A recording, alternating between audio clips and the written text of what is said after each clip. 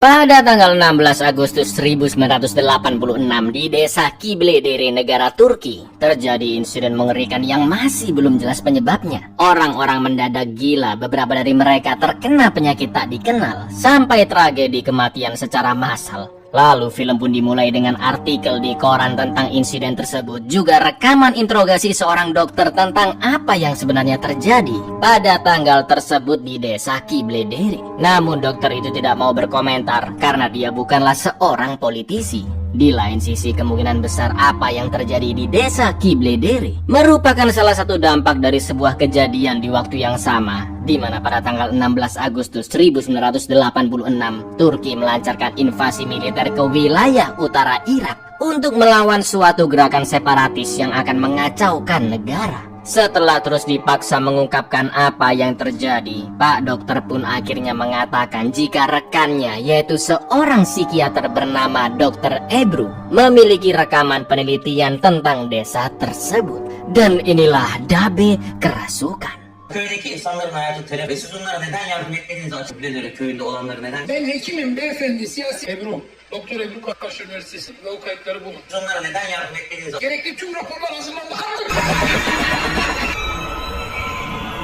Film pun memutar rekaman penelitian Dr. Ebru dari awal, di mana dia baru tiba di rumah seorang wanita, sebut saja dia Painem, yang katanya kerasukan jin berumur 1300 tahun. Namun Ebru menganggap kejadian itu hanyalah kasus terkait gangguan kepribadian, bukan soal goib. Ebru pun datang atas laporan dari seorang pengusir setan, atau kalau di Indonesia disebut orang pinter ya kan, bernama Faruk Hoca. Dia menggunakan doa dan ayat-ayat Islam untuk membersihkan pasiennya. Sementara itu ibu-ibu di sana terus memegangi Painem dan membacakan surat Yasin. Ben sana göstereceğim Allah'ın şeytanı. Çabuk bu kadını bırak. Yine gönderirim.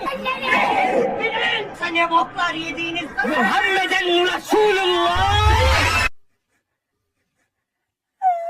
Setelah berhasil mengusir jin dari Painem dan mengeluarkan benda aneh dari mulutnya, Faruk pun menasehati warga sekitar agar tidak bermain-main dengan hal-hal yang berbau sihir, karena pastinya Allah akan mengutuk siapapun yang berani menyekutukannya. Melihat serangkaian proses pembersihan hingga akhir, Ebru pun masih tidak mempercayai apa yang dia lihat barusan dan ingin membahasnya lebih lanjut dengan Faruk. Kalarla, tılsımlarla, büyüyle uğraşmayın. Faruk Bey şovunu yaptı ama daha durun, kendisiyle konuşacaklarım. Keesokan harinya Ebru menemui Faruk di kediamannya untuk mewawancarai terkait kejadian semalam. Faruk pun menjelaskan bahwa menurut keluarga Painem, gejala awal yang dialami adalah dia mulai takut air, seperti tidak mau mandi dan membersihkan sekelilingnya. Painem pun sudah dibawa ke dokter, namun obat-obatan yang diberikan sama sekali tidak berpengaruh kepadanya. Setelah itu mereka mulai membahas proses penyembuhan Painem, yang mana dokter Ebru merasa Faruk telah menyeting semua itu dengan sengaja agar Ebru dapat merekam kejadian tersebut. Mulai dari ibu-ibu pengajian, Painem yang teriak-teriak, sampai akhirnya Faruk menutup Painem dengan sarung dan mengeluarkan benda aneh dari mulutnya, semua dikira settingan. Faruk pun menjelaskan bahwa jin hanya dapat meninggalkan tubuh orang yang dirasukinya di tempat yang gelap. Maka dari itu Faruk menutupinya dengan sarung. Sudah pasti Ebru yang berpikiran logis pun masih tidak percaya dengan pernyataan Faruk,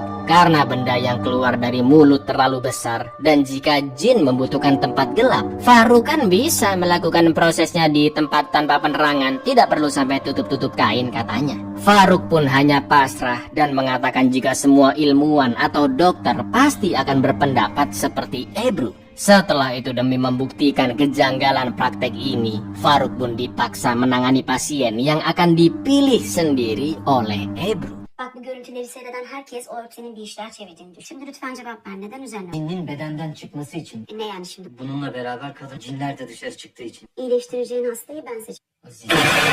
Setelah itu Ebru menanyakan pajangan-pajangan dinding rumah Faruk, dan Faruk menjelaskan bahwa itu adalah tulisan-tulisan Arab yang diatur sedemikian rupa. Dan biasanya kalau di sini disebut rajah lur, yang bisa menangkal jin dan setan secara elektromagnetik. Jin terbuat dari api, sedangkan tulisan-tulisan Arab yang terdiri dari doa-doa dapat memancarkan cahaya yang bisa menghancurkan makhluk-makhluk laknat tersebut.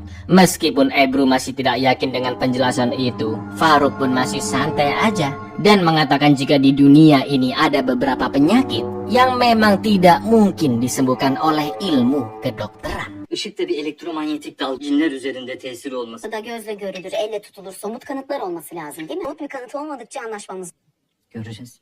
Karena perdebatan mereka tidak kunjung selesai, Ebru pun memberikan berkas detail tentang pasien pilihannya, yaitu seorang wanita bernama Kubra, asal desa Kibledere, yang sekarang sudah pindah ke desa lain di kota Mugla. Karena nggak disebutin nama desanya, jadi biar gampang, sebut saja desa Sumber Rezeki ya lur ya. Dulu Kubra adalah teman masa kecil Ebru, karena Ebru juga tinggal di desa Sumber Rezeki. Setelah bersiap-siap membawa barang-barang yang diperlukan, mereka berdua pun segera pergi ke rumah Kubra. Bak sana bahsettiğim hasta bu. Muğla'ya gideceğim. Kübra Duran. Sen Salim git gel. Di perjalanan mereka pun ngobrol ngalur ngidul, dan ternyata Farouk tidak meminta bayaran sepeser pun saat mengusir syaiton. Tidak seperti sebagian besar orang pintar pada umumnya. Setelah itu mereka pun terus melanjutkan perjalanan yang lumayan jauh lur, kira-kira 100 kilometeran. Lalu sesampainya di dekat desa Sumber Rezeki, meskipun dulu Ebru tinggal di sana ketika kecil, dia lupa jalan dan sempat tersesat. Mereka pun tanya jalan ke bapak-bapak yang sedang ngumpul di Warmindo dekat sana. Namun ketika menyebutkan desa Kibledere, orang-orang itu pun langsung marah. Bukan hanya itu lur, mereka juga sempat mendengar suara perempuan menangis di tengah gelapnya hutan. Karena penasaran, Ebru dan Farouk pun mendekati sumber suara itu sambil terus merekamnya. Dan ternyata Alo Refika abla, Ebru ben. Abla biz geldik şimdi. Aleykümselam. Kardeşim sen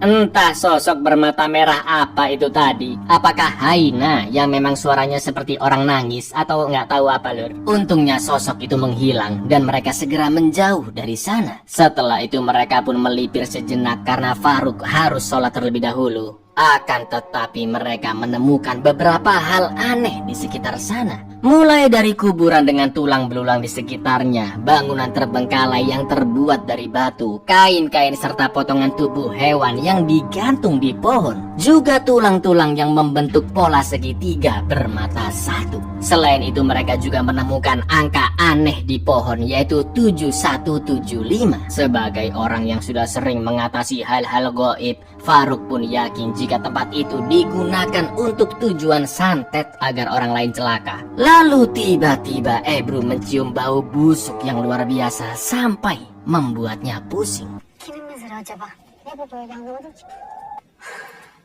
Ne garip bir dilek ağacı bu. 71-75. Bir kızım kim bilir ne dilemiş. Son işareti değil mi? Nasıl anlamı farklı? Burada tahmin ettiğim şey yapıyor. Mereka pun melanjutkan perjalanan dan tak lama kemudian berpapasan dengan penggembala domba. Dan untungnya dia tahu jalan ke desa Sumber Rezeki. Namun beberapa saat setelah mengikuti jalur sesuai arahan Pak Gembala, anehnya mereka pun melihat Pak Gembala bersama sosok yang misterius. Padahal harusnya si Gembala udah lumayan jauh dari tempat mereka ya kan. Şu mu? Şu. Gördün mü? Ne alakası var? Alhamdulillahnya mereka pun sampai di desa Sumber Rezeki yang terlihat seperti pemukiman normal pada umumnya. Mereka pun bertemu dengan ibu Kubra yaitu Refik bersama anak sulungnya yaitu Esra dan juga cucunya yang menunggu di dekat balai warga. Ebru pun bertegur sapa, mengobrol sejenak karena sudah lama tidak bertemu, juga memperkenalkan Farouk. Dan setelah itu mereka pun lanjut OTW ke rumah Refik yang tidak jauh dari sana. Ablacığım sana sözünü ettiğim Faruk Hoca. Faruk Akat. Zaman oldu ya. Ama ya Doktor Ebru. Esra'cığım geldik. Faruk Hoca kusura bakma ama ben çok daha güzel. Begitu turun dari mobil, Farouk tertarik dengan seonggok rumah tua di dekat rumah Refik yang sudah lama kosong. Dan sepertinya Farouk merasakan ada hawa gaib dari sana. Setelah itu mereka berdua dipersilahkan masuk oleh Refik. Akan tetapi kakak ipar ipar Refik yaitu Fatma tidak suka dengan kedatangan Ebru dan Faruk, apalagi sambil direkam. Sampai akhirnya Refik pun geram dan mengatakan jika dia hanya ingin anaknya Kubra bisa kembali sehat, karena tindakan yang selama ini diberikan pihak rumah sakit tidak bisa menyembuhkan Kubra. Sana diyorum kapatın kamerayı. Kız şu verdik ya niye böyle yapıyorsun? Seneden beri hastanede yattı. Kübra iyileşecek diyorum sana. Agar tidak memperpanjang kegaduhan, Ebru pun akan menyeting kamera di pojok-pojok ruangan agar tidak terlalu mencolok. Di samping itu Refik mengatakan jika dia sudah putus asa karena berbagai cara medis tidak berhasil, yang akhirnya dia pun beralih ke pengobatan alternatif dari Faruk. Elimden ne geliyorsa yap. İçin elinden ne geliyorsa yap. Karena Kubra masih istirahat di kamar, mereka berdua kembali ke balai warga dan ngobrol-ngobrol dengan Pak RT yang menjelaskan jika Kubra telah diserang roh jahat sampai sakit bertahun-tahun. Lalu Pak RT juga menambahkan bahwa keluarga Kubra memang terkenal problematik atau bermasalah, Lur. Lalu ketika Pak RT akan menceritakan tentang keluarga Kubra yang berasal dari desa Kibledere, lagi-lagi salah satu warga memaksa Ebru berhenti merekam dan mengatakan jika desa Sumber Rezeki tidak ada sangkut pautnya dengan masalah keluarga Kubra ataupun desa Kibledere. Kübra'ya cin çarptı doktor. Mereka pun kembali ke rumah Refik dan makan malam bersama. Di lain sisi Fatma memperhatikan CCTV yang dipasang juga menguping pembicaraan mereka.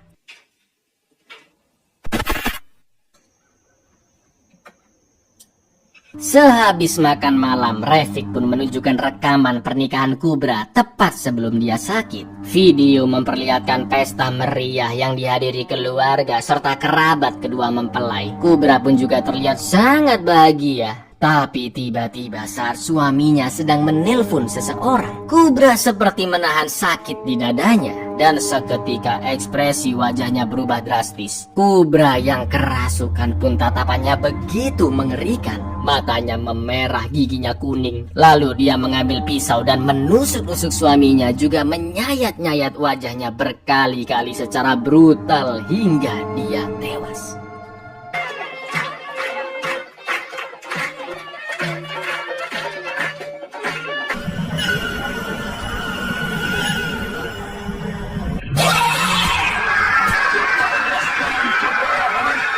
Ebru pun sangat syok melihat perilaku teman kecilnya di video tersebut. Namun Faruk mengenali kata-kata Kubra ketika kerasukan, yang dalam bahasa Aramaik artinya 7175. Angka yang sama seperti ukiran di pohon mistis, ya kan Lur? Mendengar itu Refik pun mengenali pohon tersebut karena suatu malam Kubra berjalan sambil tidur dan mendatangi pohon itu sendirian. Lalu Faruk pun izin mengecek rumah keluarga Refik dari luar dan dia yakin ada sesuatu yang janggal dengan rumah tersebut. 7170. Hoca bu seninle yolda gördüğümüz garip dilek. Kübra. Tak lama kemudian Kubra pun keluar dari kamar dan Ebru sangat bahagia bertemu teman kecilnya itu. Setelah ngobrol-ngobrol nostalgia masa lalu, topik pun beralih ke apa yang dialami Kubra di hari pernikahannya. Kubra pun mengaku sebelum menusuk suaminya, dia mendengar suara seorang perempuan yang menyuruhnya untuk membunuh suaminya. Lalu di malam Kubra pergi ke pohon mistis. Dia merasa sedang berada di dalam peti mati dan seakan-akan ada tangan yang mencekiknya. Kubra berusaha teriak minta tolong tapi tidak ada yang datang menolongnya. Setelah itu Kubra merasa bangkit kembali menjadi seorang bayi yang anehnya tanpa mulut namun memiliki satu mata di dahinya. Wawancara pun akhirnya dihentikan sementara karena Ebru tidak tega melihat Kubra yang merasa sedih dan ketakutan. Ses duydum, onu hatırlıyorum. Neden sesi oldu? Eminim. O geceyi düşündüğümde bir yardım istiyorum. Yardım et. Tamam canım sakinleş. Derin nefes al. Bir bebek olarak tek çağır.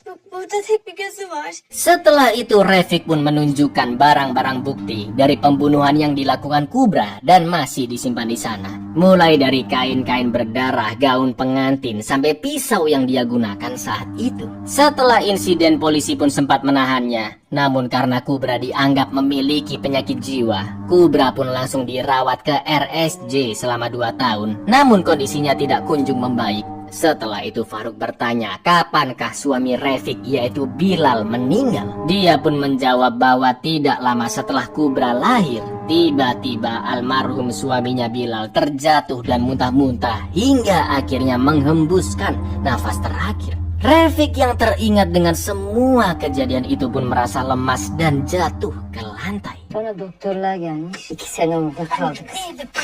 Abla, tamam, sakin, tamam.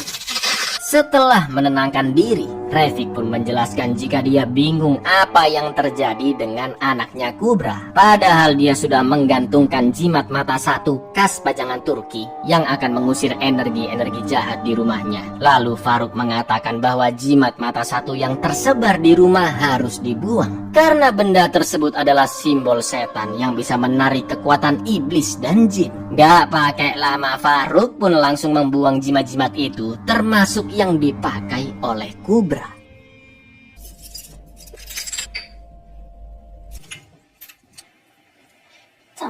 Malam itu juga Faruk akan segera membersihkan Kubra dari jin yang mempengaruhinya. Faruk pun membacakan doa ke sebuah botol minyak nyong-nyong dan dituangkan ke tangan Kubra, yang mana telapak tangannya bergambar raja dengan mata satu. Kubra pun diminta menggosokkan kedua telapak tangannya dengan minyak tersebut. Namun sesuatu yang mengerikan terjadi ketika Kubra menghirup minyak itu, dan yang terjadi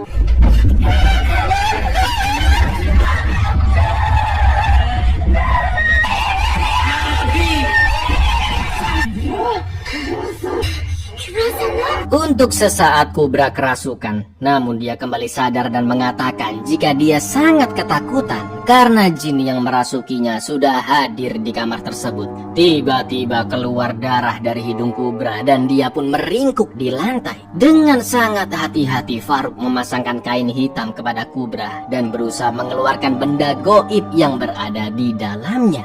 Tapi tiba-tiba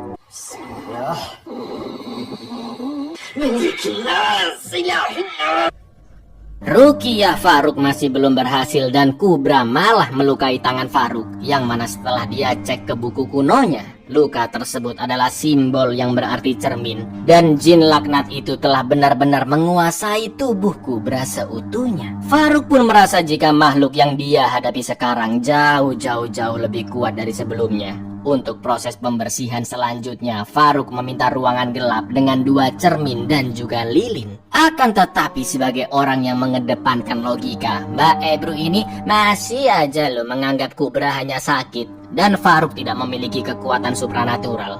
Faruk pun hanya ngelus dada dan mengatakan jika jin yang dia hadapi saat ini sangat berbahaya, karena dia hanya bisa pergi ketika tubuh Kubra sudah mati. Faruk akan berusaha semaksimal mungkin membersihkan Kubra, dan jika masih gagal, terserah Ebru mau membawa Kubra ke rumah sakit jiwa kayak atau kemanapun lah untuk menyembuhkannya. Bana boş bir oda, 2 ayna ve mumlar gerek, tamam mı? Yani ayna demek. Tamamen ele geçirirse yapamayacağımı anladığım anda bırakırım. Söz mü? Söz. Neden burada işe yaramadı? Ölünceye veya öldürünceye kadar beden... Setelah merekam kesimpulan tentang kondisi yang dialami Kubra saat itu, mereka semua pun tidur dengan nyenyak. Tapi tiba-tiba Kubra terbangun dari kasurnya. Di cermin terlihat pantulannya yang berbeda, dan dia sempat membangunkan Faruk, Esra, juga Refik.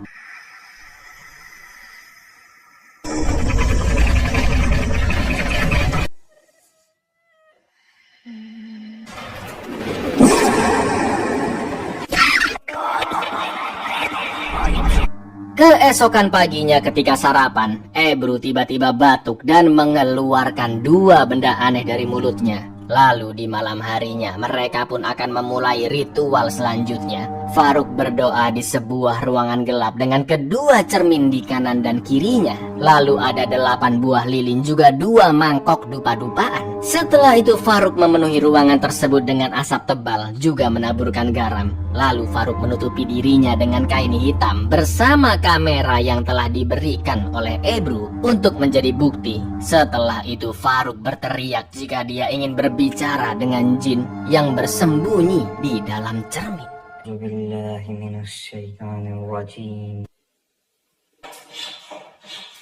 Hay tamam, siz girin Faruk Hoca, ben kamerayı uzatırım size. ve nereden beslendiği Faruk pun beranjak dari duduknya dan mengatakan ke Ebru bahwa jin tersebut berada tepat di belakangnya. Ebru diminta memegang kameranya dan menjauh dari sudut gelap tersebut karena Faruk harus berkomunikasi dengan jin laknat itu. Lalu yang terjadi? Cin tam arkanda. Sakın Kübra'dan değil.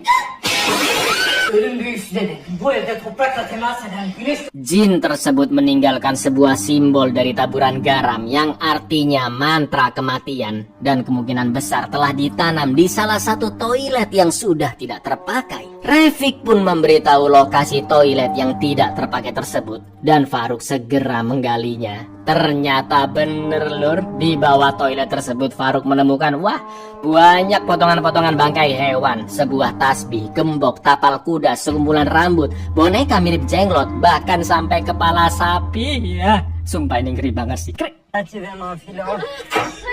La böyle aliyulesin. Allah Muhammeden. Allah. Faruk pun hampir pingsan mengangkat semua itu karena pancaran energi negatifnya yang begitu kuat. Mereka semua terkejut melihat benda-benda aneh tersebut, terutama Refik yang ketakutan mengetahui anaknya diguna-guna sampai separah ini. Akan tetapi Fatma sempat mengatakan jika Refik seharusnya mengingat tentang apa yang telah dia perbuat di masa lalu. Apakah yang sebenarnya terjadi? Kita ikutin terus aja alurnya lur, kancut. Mereka pun sempat cekcok namun dihentikan oleh Esra yang menangisi nasib Kubra. Setelah itu Faruk lanjut mengulik barang-barang laknat tersebut dan menemukan kertas yang diselipkan ke salah satu daging. Kertas berbentuk manusia itu bertuliskan nama Refik dan almarhum suaminya yaitu Bilal. Pesan di dalamnya mengatakan bahwa janin dari Refik telah dikutuk dan 2 minggu setelah ulang tahun ke-23 janin Refik alias Kubra, jiwanya akan dimakan oleh berbagai jin yang paling kejam. Selain itu ayahnya juga akan tewas tepat di hari kelahirannya. Itu semua sangat sesuai dengan apa yang sudah terjadi ya kan. Kubra mulai kerasukan dan membunuh suaminya saat menikah di umurnya yang ke-23. Begitu pula dengan ayahnya Bilal yang meninggal tepat setelah Kubra lahir. Lalu tiba-tiba Kubra datang sambil berteriak dan merasa sangat kesakitan. 23 yaşında 14 en habis. Doğduğu gün babası ölsün. Sudah melihat semua bukti-bukti goib tersebut, Ebru ini astagfirullah masih tidak percaya dengan Faruk loh. Dia mengira simbol di ruangan cermin digambar oleh Faruk sendiri dan berasumsi bahwa Faruk sudah bekerja sama dengan orang lain untuk menyeting semua kejadian itu. Karena Kubra tidak kunjung membaik setelah semua ritual tadi, Ebru pun memaksa agar Kubra segera ditangani olehnya dengan pertolongan medis. Namun Faruk mengatakan jika hanya dialah yang bisa menyembuhkan Kubra dan harus melanjutkan pembersihannya sampai selesai. Yang mana akhirnya Ebru pun memberikan kesempatan terakhir kepada Faruk. Artık hastaneye gitmemiz lazım. Şu aşamada bırakamayız. Hangi aşama? Şarlatan olduğumu ispatlaman gerekir. Önde olan benim. Sen Tamam peki ama bak son kez. Son kez. Setelah itu Esra datang dan memberitahu jika Kubra mengatakan berulang-ulang dia telah melihat sesuatu. Untuk ritual selanjutnya, Faruk pun meminta ruangan yang lebih besar dari ruang cermin tadi. Setelah kamera disetting dan ritual akan dimulai, Kubra terlihat semakin pucat dan mengatakan jika dia melihat sesosok perempuan goib berambut panjang yang bernama Sari. Tapi ketika Faruk mengultimatum agar Sari segera meninggalkan tubuh Kubra, Sari pun malah merasuki Kubra dan menantang balik. Faruk pun akhirnya membakar kertas mantra yang dia temukan di dalam daging hewan. Lalu yang terjadi,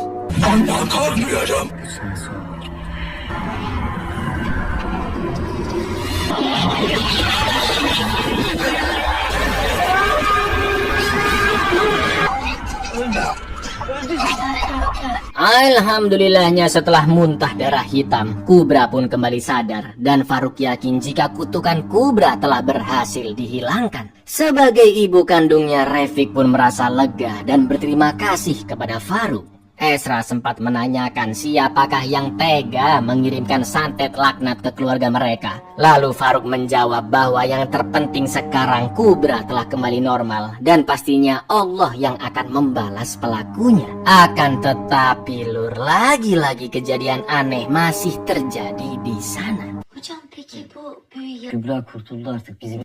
Kızımı yıllardır böyle iyi görmediydim ya. Allah razı olsun senden hocam. Cümlemiz. Hasta uzun zamandan beri ilk defa dedi. Ebru sempat membahas siapakah kira-kira pelaku yang menyantet Kubra, dan Faruk menjawab bisa jadi adalah orang yang dekat dengan keluarganya atau mungkin seseorang yang cemburu. Namun Faruk juga menambahkan jika semua ada sangkut pautnya dengan Dabe, sebuah tanda kiamat menurut Al-Quran yang akan mengelilingi bumi seperti jaring dan masuk ke setiap rumah. Yang mana menurut Faruk tanda-tanda itu adalah internet, dan pelaku santet ini bukanlah orang profesional namun hanya belajar ilmu santet dari internet. Mendengar itu pun jelas Ebru masih ingin menyanggah pendapat Faruk yang tidak logis, tapi dia lebih memilih istirahat karena sudah terlalu lelah. Rabbi Kur'an'da geçen bir kıyamet. Dünyayı bir örümcek ağ gibi sar. İnternet, Ebru'nun en tehlikeli kara büyüleri. Apakah ancaman yang dialami Kubra sudah selesai? Loh ya jelas belum dong Lur, durasi videonya aja masih lumayan panjang ya kan. Malam itu terjadi beberapa kejadian aneh, di mana pintu tertutup sendiri, kamera di kamar Kubra juga bergerak sendiri, karena ternyata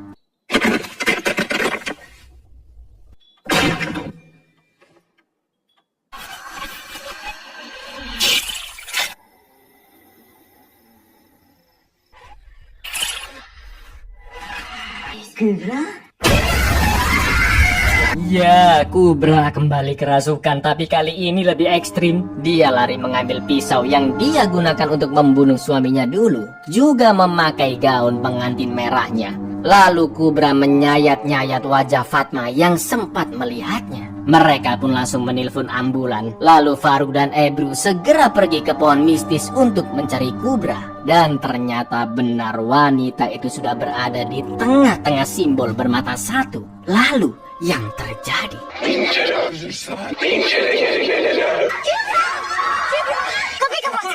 Kubra pun langsung dibawa ke rumah sakit karena dia berusaha menggorok lehernya sendiri. Ebru pun geram dengan Faruk dan menganggapnya seorang penipu karena segala ritualnya tidak bisa membuat Kubra membaik. Keesokan paginya Faruk ngobrol-ngobrol dengan Bu Fatma yang baru kembali dari rumah sakit dan mendapat info jika sebenarnya di hari kelahiran Kubra, Bilal akan membunuh putrinya sendiri dengan mencekiknya. Akan tetapi saat itu Fatma melihatnya dan langsung mendorong Bilal, yang mana tepat setelahnya keluar busa hitam dari mulut Bilal. Dan sebelum meninggal, Bilal sempat membisikkan nama Sari. Fatma yakin jika Bilal pasti telah membuat perjanjian dengan jin, karena dulunya Bilal adalah orang miskin di desa Kibledere. Namun dalam waktu singkat dia bisa mendapat kekayaan dan pindah ke desa sekarang yang rumahnya jauh lebih besar. Faruk pun bertanya siapakah orang yang bisa ditanya-tanya tentang desa Kibledere, dan Fatma memberi satu nama, yaitu Ilyas Aloglu, satu-satunya warga desa Kibledere yang sampai sekarang masih tinggal di sana. Saking mumetnya dengan kasus ini, Faruk pun menelpon temannya yang lebih pintar sejarah untuk menanyakan apa maksud angka 7175 yang dia temukan di pohon mistis tersebut. Dan temannya akan mengirimkan jawabannya beserta foto-foto yang mendukung via email. Lalu Faruk pun melanjutkan investigasinya. Malam itu dia pergi menumpang kendaraan untuk menemui Ilyas di Kibledere, tapi malah diturunkan di pohon mistis. Faruk pun segera menelpon Ebru untuk menjemputnya, dan sesampainya di sana Ebru meminta maaf karena sebelumnya dia tersulut emosi sampai menyebut Faruk penipu. Faruk pun langsung memaafkannya karena yang terpenting sekarang adalah mencari tahu tentang desa Kibledere ke seorang warga bernama Ilyas yang masih tinggal di desa terbengkalai itu. Ebru pun sempat geram karena Faruk masih ingin menggali kasus ini, tapi akhirnya dia setuju untuk membantu demi mengungkap fakta dan keselamatan Kubra. Bu iş Kibledere'de çözülecek Ebru. Bırak artık bitti. Ses oradan geldi galiba.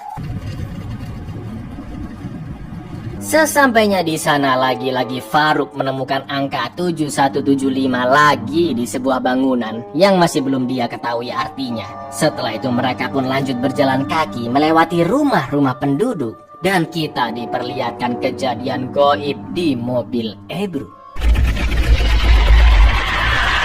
Suasana di sana begitu mencekam, menyeramkan, mengerikan karena desa itu telah lama ditinggalkan begitu saja. Tepatnya di tanggal 16 Agustus 1986, seperti yang dijelaskan di awal film. Mana si Faruk sama Ebru ini lur, nyari Ilyas tanpa arah pula. Cuma ngandelin ada rumah yang nyala lampunya, oh ini rumahnya gitu lur. Dan sempat terdengar suara aneh di kejauhan. Selama perjalanan mereka menemui banyak kejadian aneh seperti sosok hitam di rumah dan setelan baju yang ditata rapi di jalanan. Sampai akhirnya setelah berjalan kaki hampir 1 jam, mereka menemukan rumah dengan lampu menyala dan langsung bertemu Pak Ilyas sendiri. Yang ternyata dia adalah gembala yang sempat mereka temui di awal film.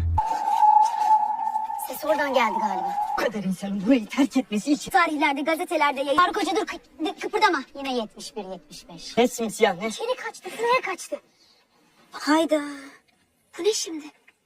Ebru. İlyas Aloğlu. Benim. Ben niye geldiğinizi biliyorum. Gelin gelin. Sambil terus direkam, Faruk pun menanyakan Ilyas apa yang sebenarnya terjadi dengan desa Kibledere. Lalu Ilyas pun menjawab penyebabnya adalah 2 orang penduduk desa, yaitu Bilal Duran dan Remzi Karaduman. Mendengar kedua nama itu, Ebru pun terkejut karena bukan nama Bilal saja yang disebut, namun juga Remzi alias almarhum ayah kandung dari Ebru. Ilyas pun melanjutkan penjelasannya bahwa 24 tahun yang lalu Bilal dan Remzi bekerja sama dengan jin bernama Sare untuk mencari harta karun emas. Usut punya usut, Sare adalah anggota jin dari klan Suzula yang bisa hidup di dalam tubuh manusia. Lalu ketika emas itu sudah ditemukan, Bilal dan Remzi membunuh Sare begitu saja dengan cara menguburnya di bawah pohon terkutuk saat dia berada di dalam tubuh manusia. Setelah itu mereka membagikan kekayaannya ke orang-orang Kibledere, di mana akhirnya bukan hanya Remzi dan Bilal saja yang dikutuk, tapi juga seluruh penduduk Kibledere dikutuk. Lalu Ilyas menunjukkan foto-foto bayi dan hewan yang terlahir cacat, dan akhirnya semua orang di sana kabur meninggalkan Kibledere atau menjadi gila dan akhirnya bundir. Di lain sisi Bilal tewas begitu saja karena muntah darah hitam seperti yang diceritakan Fatma.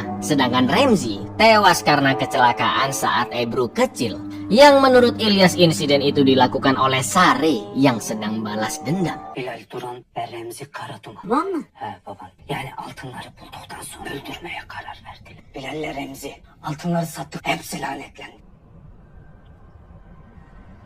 İşte bunlar Kibledere köylülerine olanlar.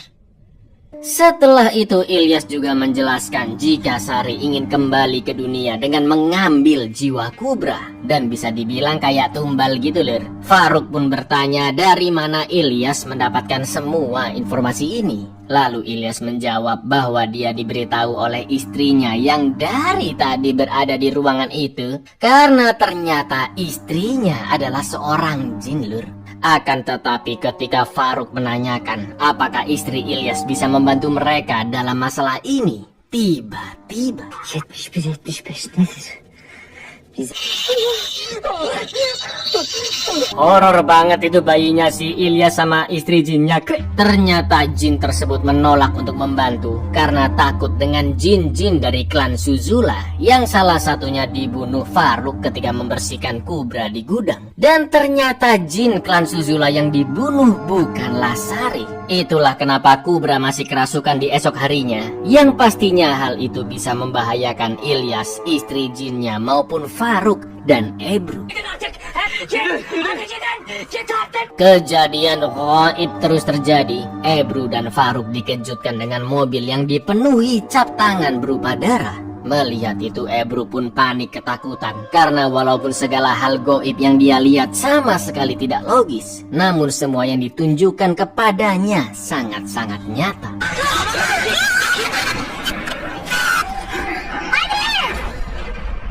Menurut buku yang dibaca Faruk, untuk menghindari kutukan dari Sari, Faruk harus melepaskan jin Sari dari pemakamannya, lalu membungkusnya dengan kain kafan dan menguburnya di tempat lain. Setelah mendapatkan sekop dan menggali lambang mata satu di depan pohon mistis, Faruk pun menemukan sebuah kendi besar dengan kain penutup yang diikat di atasnya. Namun ketika Faruk membuka kain penutupnya,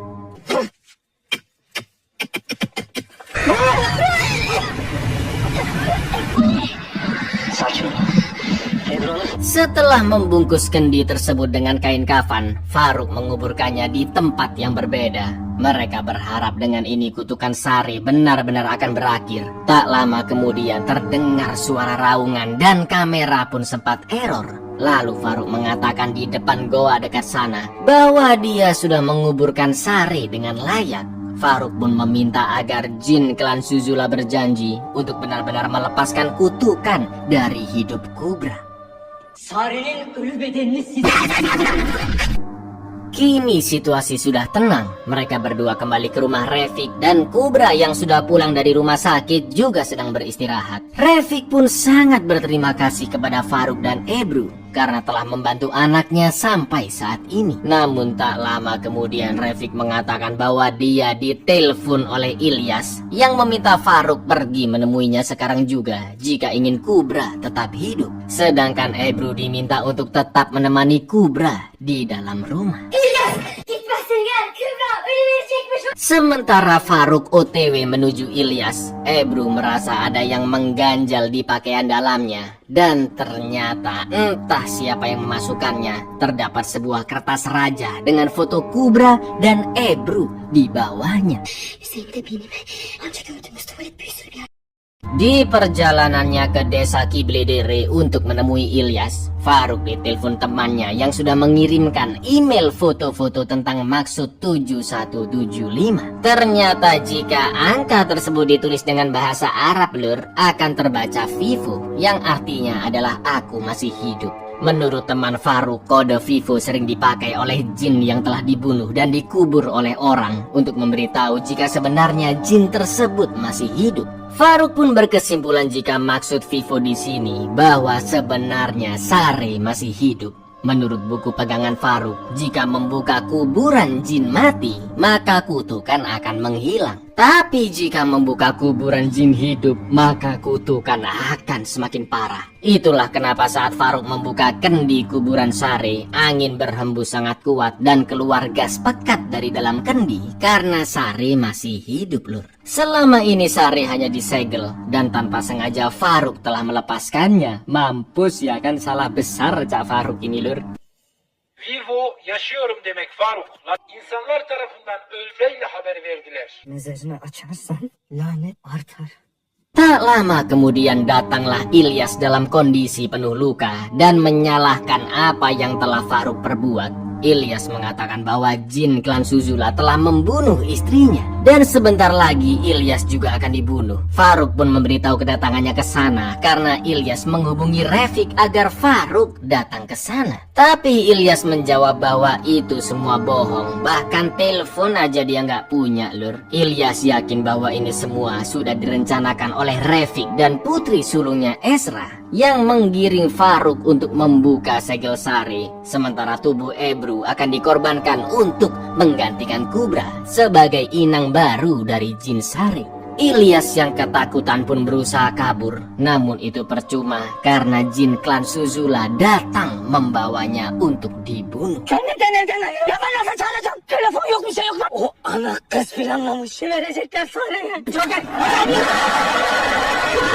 Sementara itu di rumah, apa yang dikatakan Ilyas ternyata benar. Ebru yang mendengar suara aneh menghampiri Kubra di kamarnya. Dan ternyata kondisi Kubra sudah semakin parah, bahkan kulit wajahnya sudah dia kelupas. Ebru yang ketakutan pun akan kabur, namun tiba-tiba Refik dan Esra datang langsung menyergapnya. Faruk pun segera balik ke rumah Refik dan betapa terkejutnya dia dengan situasi di sana. Fatma sudah tewas dengan ular di sekelilingnya. Kasur Kubra yang penuh benda-benda dari WC, pajangan mata satu, sampai kertas rajah yang ditemukan oleh Ebru. Melihat itu semua, Faruk pun yakin jika saat ini Ebru sedang dijadikan tumbal untuk Sari.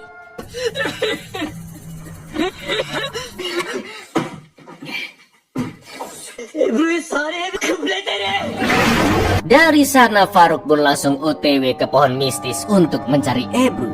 Tapi tiba-tiba Faruk diserang oleh Kubra sampai jatuh terperosok ke dalam sumur. Dia melihat Ezra dan Rafik yang melongok dari atas tanpa mengucapkan sepatah kata pun. Lalu tiba-tiba mereka menjatuhkan bongkahan batu besar hingga Faruk pingsan. Sementara itu di suatu tempat, Ebru berada di dalam sebuah peti mati. Rafik pun membangunkannya dan mengatakan jika Ebru memang tidak berbuat jahat. Namun ayahnya Remzila yang membuat Kubra dirasuki oleh Sari atas kesalahannya. Padahal jelas-jelas suami ente juga ikut andil, Bu Rafik. Namun Ebru tidak terkena kutukan seperti Kubra karena Remzi membawa Ebru dan keluarganya pergi dari kota itu. Setelah itu Rafik dan Ezra melakukan ritual kepada Ebru dan menguburnya hidup-hidup sebagai persembahan kepada Sari agar Kubra bisa lepas dari kutukannya. Kurtulduk kardeşimle biz yaşıyoruz. Ne yaptın lan size? Çıkarın beni buradan.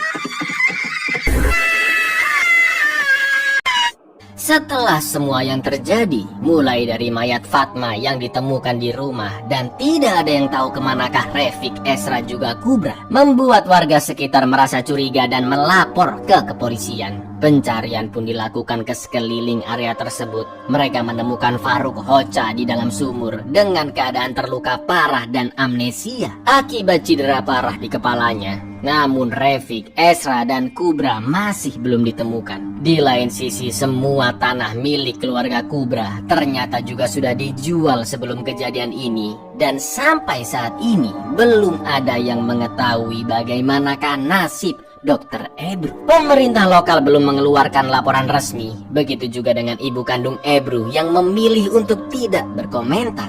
Lalu film pun ditutup dengan tulisan bahwa semua kejadian yang terjadi terinspirasi dari kisah nyata. Loh, emang iya?